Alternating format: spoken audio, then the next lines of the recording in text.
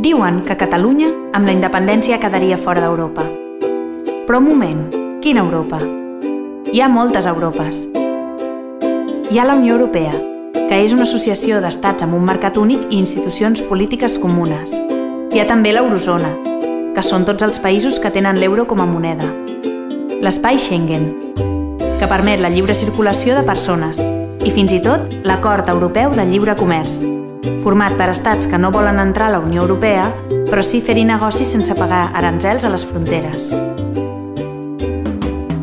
En tot cas, tampoc està clar que si Catalunya s'escindís d'Espanya, hauria de marxar de la Unió Europea.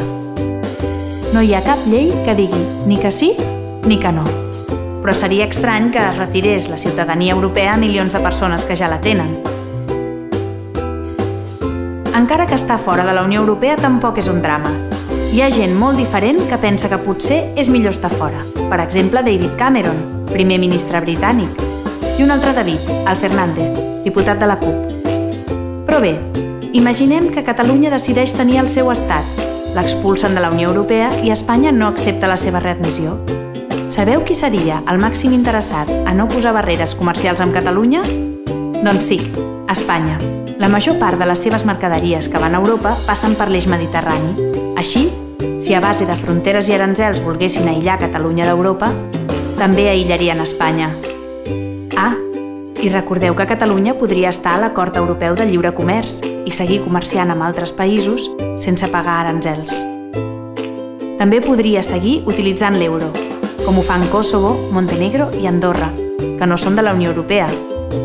L'única cosa que no està clara, si Catalunya deixa d'estar a la Unió Europea, és si seguiria estant a l'espai Schengen, allò de travessar la frontera sense passar cap control. És una decisió que requereix unanimitat de tots els estats que en formen part. En el cas molt improbable que el govern espanyol no fes cas de la lògica dels vincles personals i empresarials entre Catalunya i Espanya, podria excloure Catalunya de l'espai Schengen. Però no podria evitar que els catalans es moguessin lliurement per Europa, ja que mantindrien la nacionalitat espanyola tal com garanteix l'article 11.2 de la Constitució. Així doncs, el problema no és si formarem part d'Europa. El problema és no tenir ni veu ni vot a les institucions europees i mundials. I això només ho podem aconseguir tenint el nostre propi estat.